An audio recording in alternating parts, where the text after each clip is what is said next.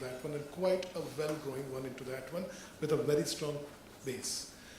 The reason why we picked up this particular one to do that is that usually tech diligences into this area is done on one or another part which becomes the critical aspects. This was one of those where we had to do an end-to-end tech diligence across multiple areas with multiple perspective, and also advise them a little bit in the terms of how exactly they extend the entire thing going forward into that. So what you're looking here is an entire spectrum of the things, and I will just go to the terms a little bit. Enterprise and the platform are the two things. Platform is what they have built up. This entire technology was built up using open source. It was built over a period of 5-6 years as a startup. In addition to that, they had quite a lot of warehouse management systems, embedded IoT-based systems. Also, they had their SAP ERP systems into that one, where they were keeping quite a lot of data into that. So the platform diligence and the enterprise diligence were aimed at essentially looking at these two large sections of technology across the system to check their stability and also the scalability part of it. They were extremely particular about the cyber security aspect of it, given quite a number of direct and indirect touch points to the system itself. And they never did a VAPT, which just to translate vulnerability assessment and the penetration testing, which they wanted to check each and every system internally to see that if there are security holes which can put them at problem.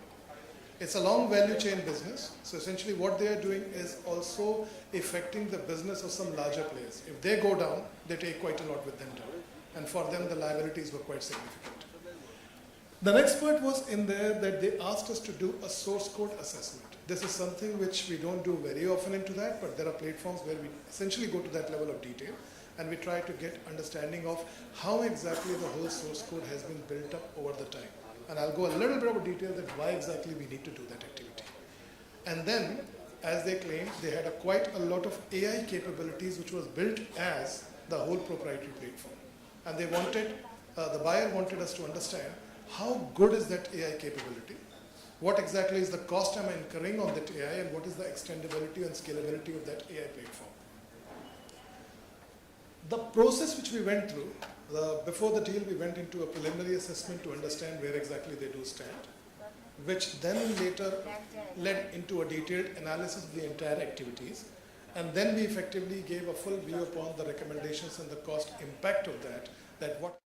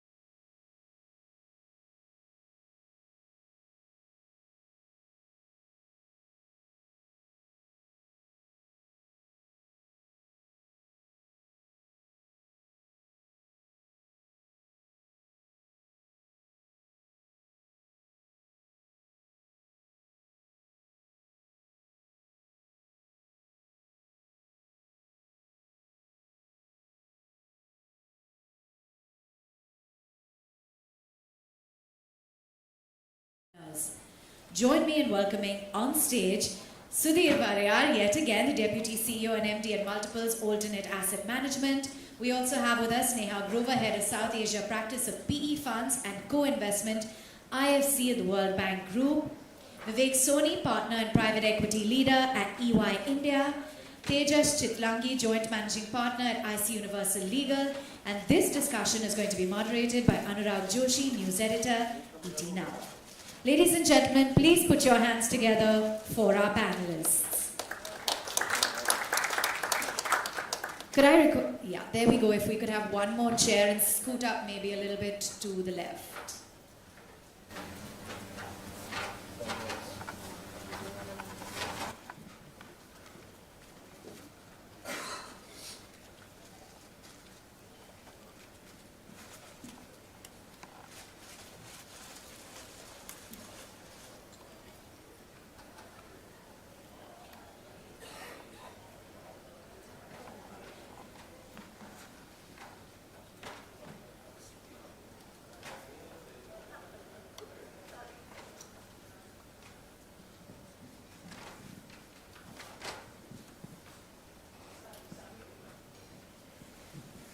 Hello.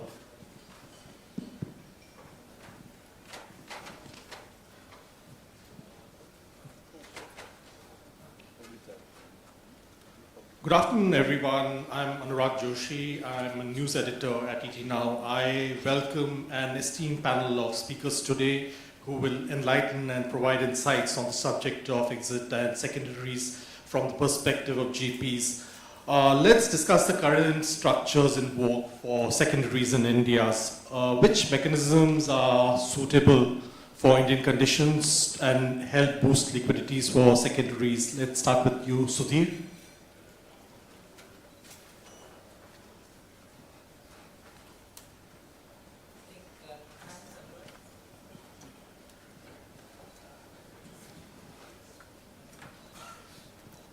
Thanks, Anurag.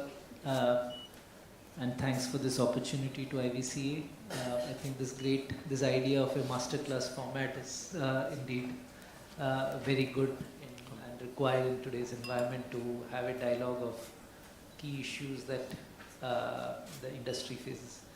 Anurag, to take your question, I think the one of the aspects of, particularly when you look at Indian funds, the options that are available for secondary exits have been quite few and far between, in the sense that the environment is not conducive, the structures are not conducive, particularly for a domestic registered fund. So pretty much the only option is to really sell your asset, which is the option of saying that, the true secondary of saying that you can have units of your fund or being sold by one investor, one LP to another LP, is a structure that is just not prevalent in the country, and probably the taxation system is not conducive to it. For example, it is a pass-through structure. So if one LP sells to another LP at a price of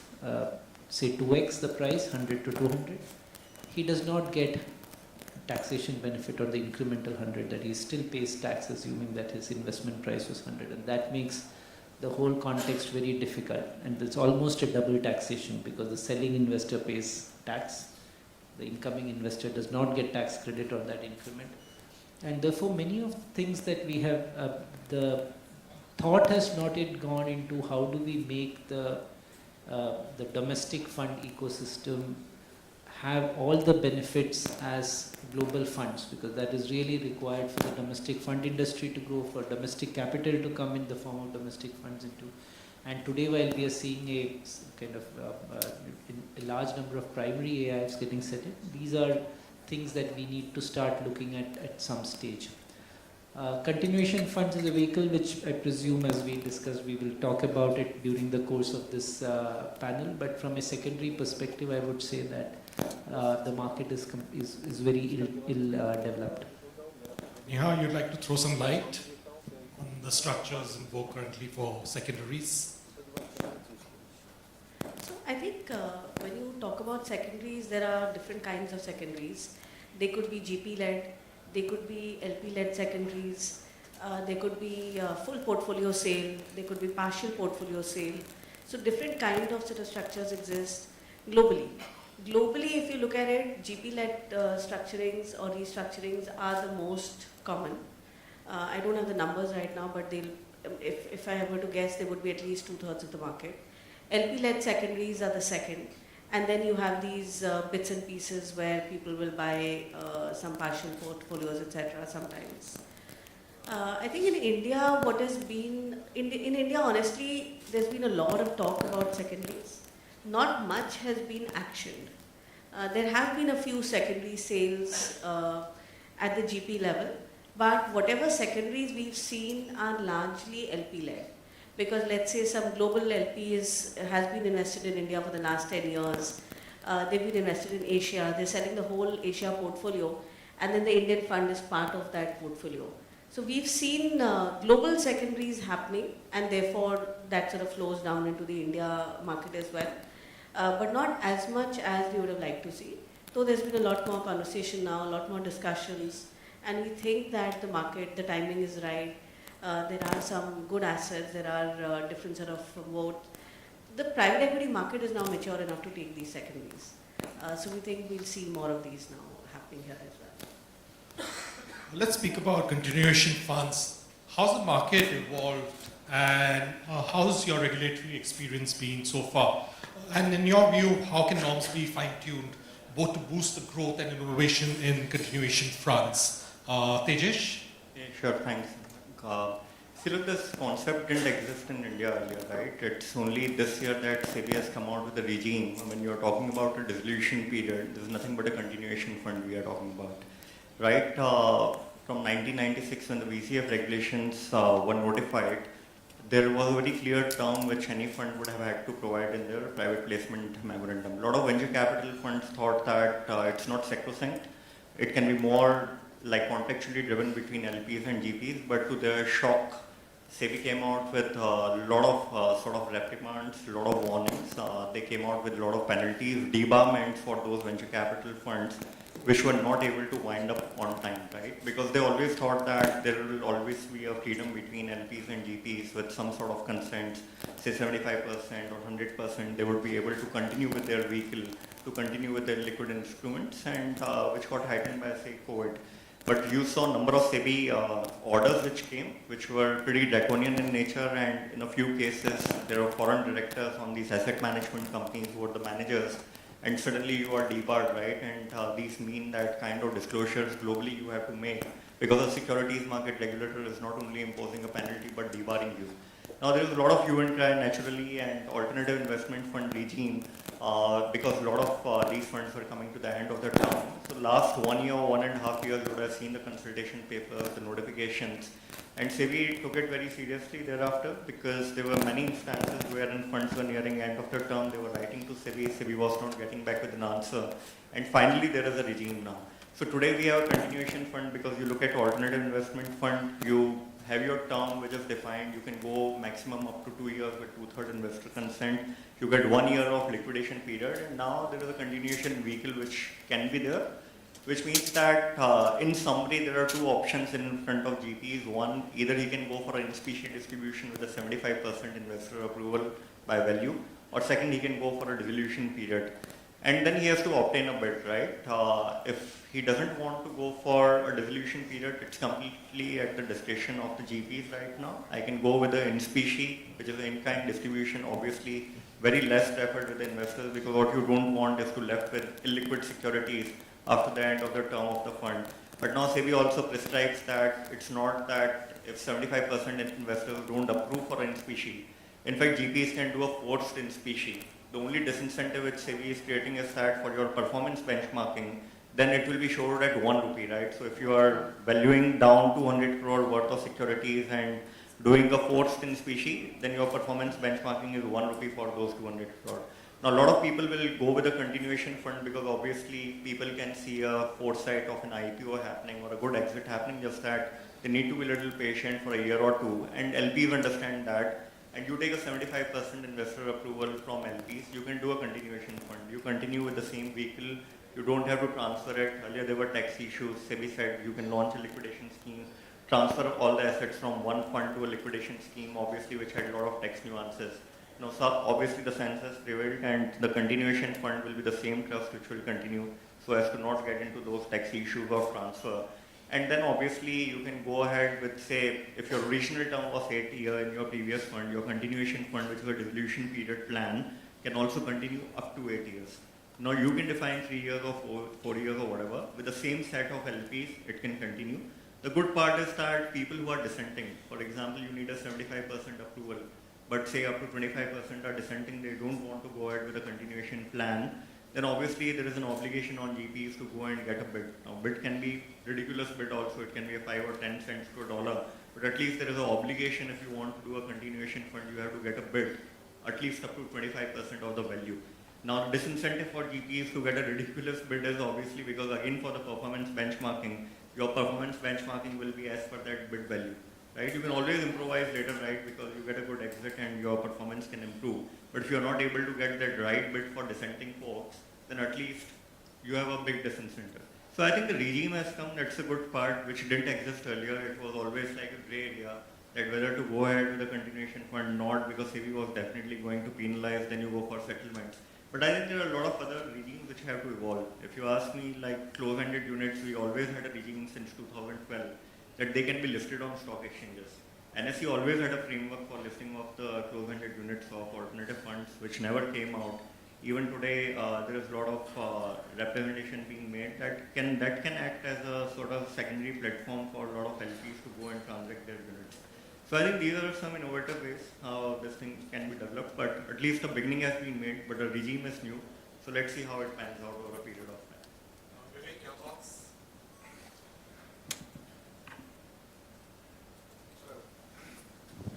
I think this one works. Hi, good afternoon, everyone. So Tejesh has spoken about the AIF side. Let me speak a bit about, funds which are raised offshore and the transactions we've been seeing. Firstly, as an asset class, secondaries exist, and in these current times are actually thriving as an asset class. Almost every large multi-strategy private equity fund has got a secondaries strategy in their portfolio. I guess for the large listed majors, the likes of, Blackstone, Apollo, Carlyle, TPG, it's all about AUM, and as part of that strategy, it makes sense to have secondaries within it. We know of the recent transaction that happened not so long ago. NewQuest was acquired by TPG as a part of that execution of that strategy in terms of bringing secondaries into their portfolio. In India, secondary transactions have happened, continuation fund transactions have happened with regard to funds that have been raised offshore, but there are not so many of them. And I think with time, it only will increase as some GPs may be nearing end of life for the fund, and for whatever reason, the LPs don't want to roll over, and then they get replaced by another set of LPs. The most recent transaction that Chris Capital did with the NSE position they had, it is India's largest continuation fund, over $750 million. It's a marquee transaction that has happened in India. And there continue to be several continuation funds that have happened, even in the case of Indian GPs. Some of them are not public, so I will not name them, where large parts of portfolios which belong to fund 2, 3, 4, but because the LPs have reached a point in time where they want to exit, some other LP has come in and swapped them, and the GP continues to run it. And or situations where portfolios, there was a complete change in the LP, and a large secondary player like say like TPG NewQuest sort of comes in. There was a Mega Delta transaction that had happened a few years ago, where they backed the GP got rebranded, and they were given time along with some more capital to invest and to finally ease out and phase out the sale of the portfolio in an orderly manner. Globally, this asset class has generated above hurdle rates for LPs, and we see green shoots in India that this is going to happen more and more. The problem is that India is a high growth market, and many of these positions are also growing fast.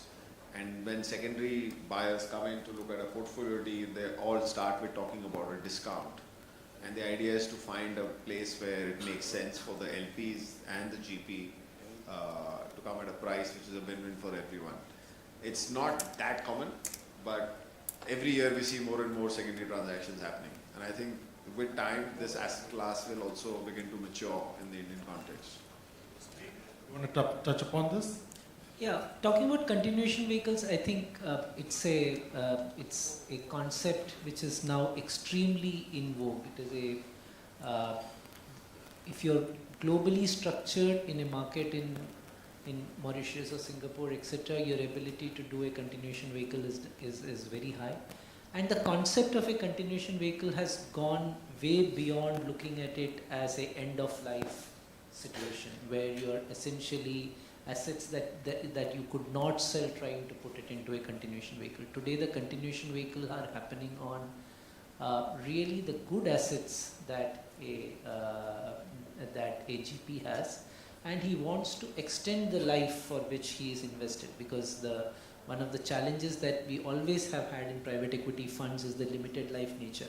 So you may have worked with an asset, nurtured it, you still think that it is at a point where there is significant growth still left and you necessarily need to sell it because of liquidation, because of need to provide liquidity. And today you have an option in terms of creating a continuation fund vehicle, get a new set of LPs into it, give liquidity to your old LPs, continue as a manager with the asset, which is often good for the company as well, because the company gets that stability of relationship with an investor with whom he has. And that is really the beauty. In many ways, it's a win-win-win solution that is possible to create with continuation funds. And unfortunately, while it is happening for a lot of Indian funds who are structured overseas, for a completely domestically registered fund to do a continuation vehicle in the Indian market is difficult, because the SEBI regulations today say that if you are creating a continuation vehicle, a single asset cannot be more than 25%, etc. Whereas globally, if you see, the maximum volumes in continuation funds have happened in single asset continuation fund. A concept of a single asset continuation fund does not exist in the SEBI regulations. You still need that certain amount of diversification and so on. Though that is not the purpose. The purpose of private equity is to really manage assets, and therefore it's not about diversification. It's about concentrated portfolios and creating those opportunities. So some of those we still need to kind of be abreast with what are solutions, because if we really want to have a robust domestic fund manager industry, the regulations for the domestic funds have to be similar with what is available for international funds. If international funds can do leverage, they can do continuation vehicles, provide liquidity, then their numbers, and I think you alluded to the fact that one of the disincentive is in terms of how you kind of demonstrate your numbers. If your numbers are going to be weak vis-a-vis global investors, then how do you develop that industry? So these tools need to be developed. I think our regulations need to kind of look at what is opportunities that are available overseas. Let's understand the LP perspective on continuation funds. Neha? So I think when we look at a continuation fund, frankly, there are 2 or 3 different aspects to it, right? First is, what is the motivation for doing a continuation fund? Is it an end-of-life situation? Is it that the manager wants to show liquidity or show DPI because they're raising the next fund? And sometimes, end of life we understand, especially in context of SEBI and in context of India, where getting a fund extension has been so difficult. That's something that I think all LPs are sort of understanding and okay with. The second one, where sometimes the continuation fund comes in because the fund manager wants to show liquidity, there I think it becomes a little bit more nuanced. We understand that DPI is important. As LPs, we all want DPI faster. But we also have to see in the portfolio of assets, which asset is being thrown into the continuation fund, at what valuation is it being thrown, what are the economics for the LPs, the outgoing LPs, the incoming LPs, and the GP. Because more often than not, the GP will end up crystallizing their capital. and they will have a new set of carry or new economics with the incoming LPs. So therefore, all of this needs to be seen whether, well, is the manager throwing in all the winners into the new fund? Is the manager keeping all the duds in the old fund? Is the manager doing a good mix of winners, so-so, average investments, duds in both the funds? Is it a single vehicle, single asset continuation fund like Sudhir was referring to? And therefore, again, going back to the motivation, why is it being done? There's no one sort of size fits all. And a lot of discussion need to happen. We need to understand why this is happening. Who are the incoming LPs?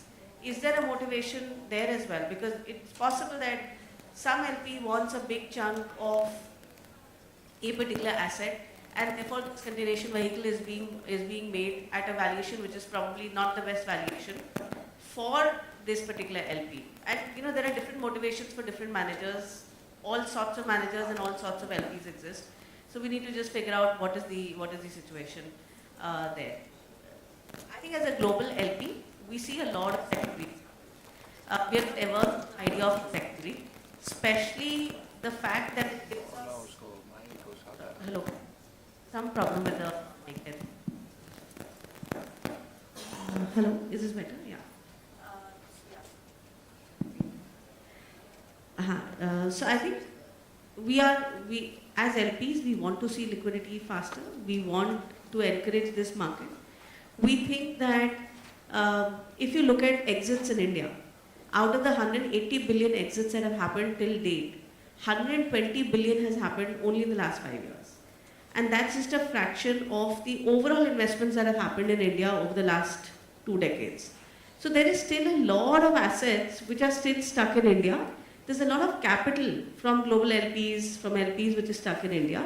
And monetizing that through secondaries, I think, is the hour of the need.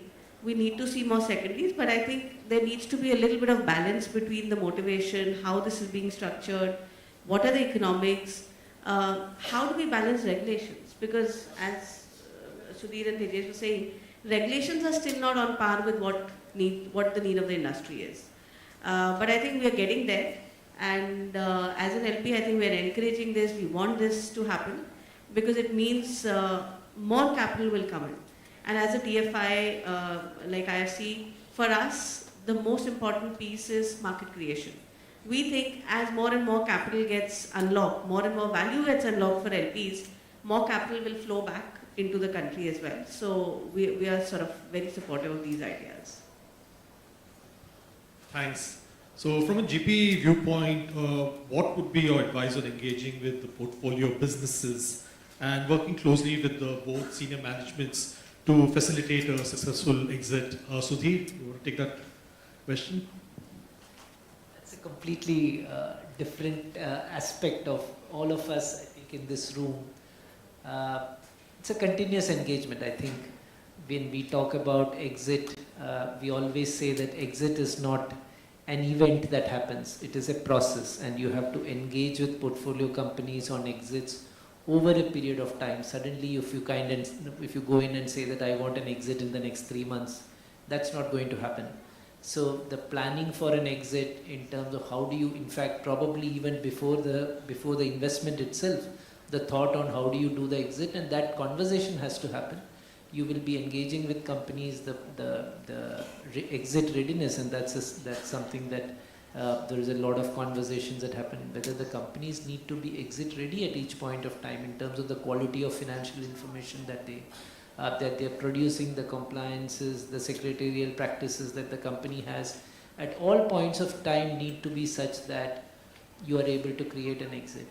But much more than that, I think it's a lot about internal GP thought process as to how do you think exits. There are funds which have done exits more successfully than the funds which have not done others. And the difference critically is in terms of how the more often than the portfolio companies is how the GP itself looks at exit. And we kind of say that sometimes you have winners and you don't exit at the right point of time because you think that these winners will run more, and there is always this thing people say that your winners should be made to run more. But the fact is that if there are exit opportunities that are available in between, one needs to take them. Wo that Hindi saying that घर आए लक्ष्मी को नहीं ठुकराना चाहिए. That is very, and in the context of Diwali, very true. Sometimes you do see that there is a live exit opportunity, but you feel that no, I'm probably at a 3x, maybe this can become a 5x, and then you don't do that exit, and then you lose that window of opportunity, and things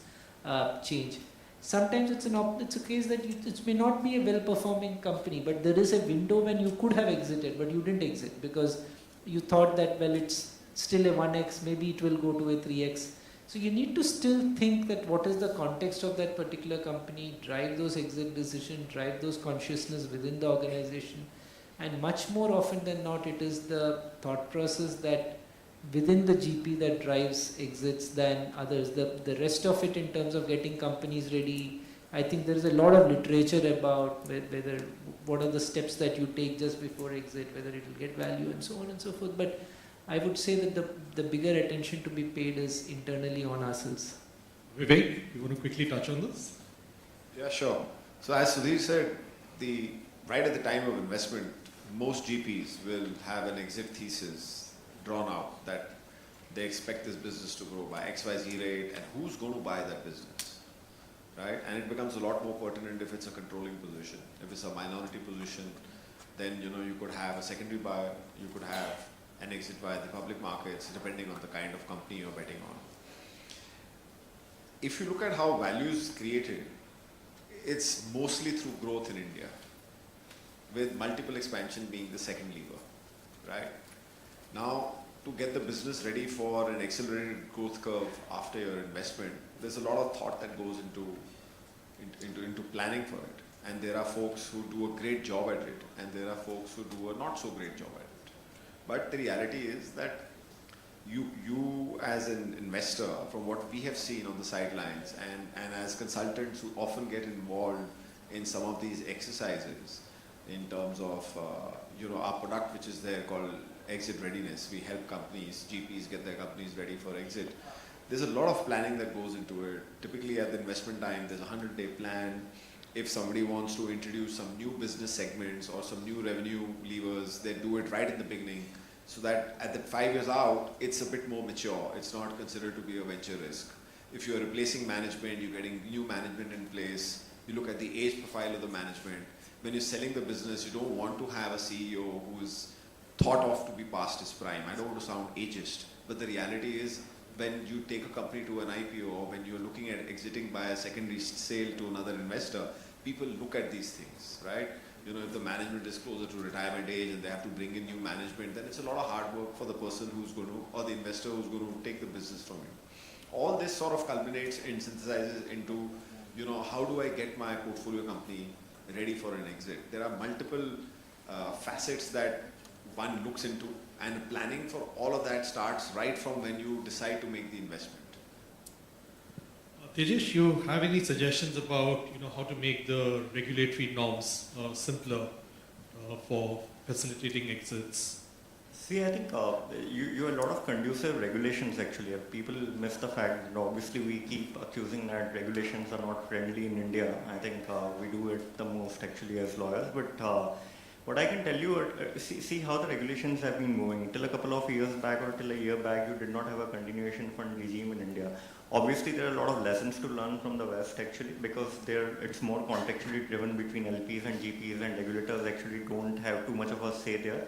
But I think there are various nuances which are typical to India, and when you go and argue in front of the regulator, they say that the regime in India is different, and we don't want to necessarily always take cues from what happens overseas. But if you see recently what has happened, the reverse flips you're talking about, the NCLT process which could have taken 12 to 18 months, now you are doing away with that. You are saying it's a Reserve Bank of India approval, a foreign company merging with Indian or whatever. There are various exits which legally could not have been possible earlier. They are being taken care of. You look at alternative investment funds, IPO obviously is a wonderful way how you can have an exit offer for sale and all that.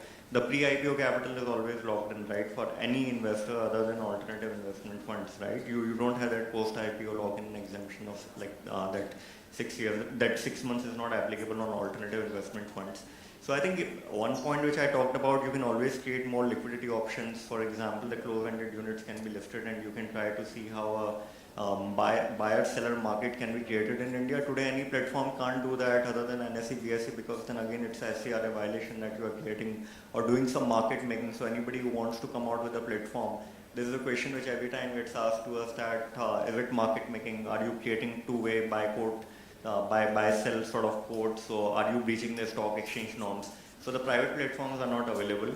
The platforms like NSE, BSE, though the regulations allow it, but the framework is not available. So a lot of work can happen on how these close-ended units can be listed and then traded. I think it will take time, but legally a few more things like these can be done. But otherwise, you do have regulations and which are evolving and only facilitating how exits can be more conducive for LPs. Not wishing to hold up your lunch. Does the audience have any questions? We can have a mic handed.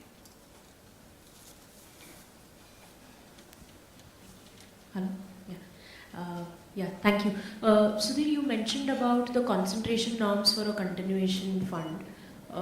If a particular fund is looking at only partial of their assets or portfolio for continuing, would that defeat the purpose if there is this concentration requirement even for the continuation fund? So I'll take legal help here. What he tells is that the concentration limits are not applicable for raising a fund. From my recollection, if you raise a fund in India with investors who invest more than 75 crores into an investment, then the concentration limit is not applicable. But otherwise, if you're going to take investors who invest less than 75 crores into a fund, then the concentration limit continues to be applicable. But I'll stand corrected if that's not so. You should check that for yourself. We are having a bit of a discussion here. And in which case, if the fact is that if you very often in a continuation vehicle, you may have a couple of assets which are really good, you want to hold on for a longer period, you have made your money there, but you still think that there can be. And if you're putting those two assets into a vehicle, then it does become a bit of a challenge to raise, particularly if you have investors who are going to be investing below 75 crores in a domestic market, and if you're trying to create a domestic AIF with that, of course you have, if you're doing it in the gift vehicle, then you have all flexibility. You can kind of create it with just one asset, get investors, and so on and so forth. So that's what I meant. Yeah, thank you. Any other questions? Thank you so much for your insights, Vivek, Sudhir, Tejesh, and Neha. A round of applause, and let's welcome on stage Rajat Tandon, President IVCA, to just present all of our panelists all token.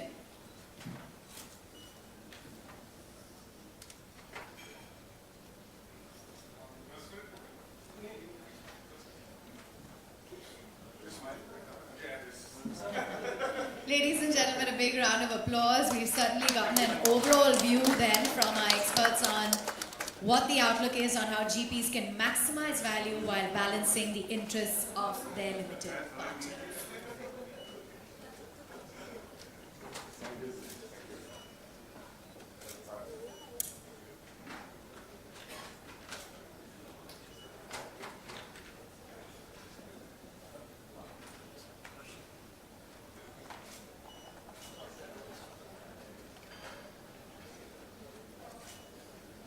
Alright, Rajat and Vivek, I request you to stay back on stage, and I would like to welcome Karthik Reddy as well, the co-founder and managing partner at Bloom Ventures, on stage, and this is for the IVCA and EY PEVC report launch that they will be taking on board.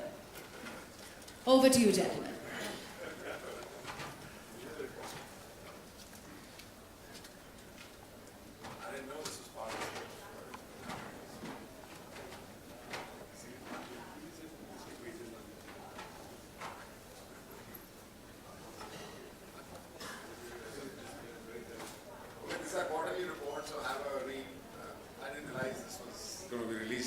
But let's go ahead.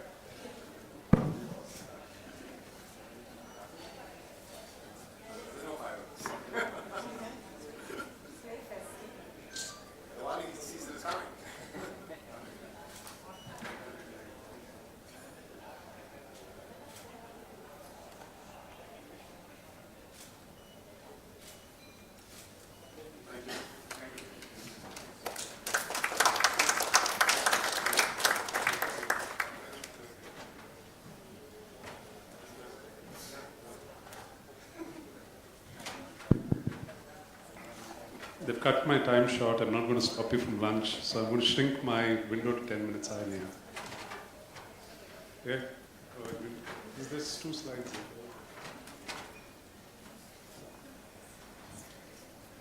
Yeah, so I'm in the middle of this myself. I have to go raise another fund. So I'll just share whatever I know about my experience. Keeping it very simple, and then we'll do more Q&A. So I think this has been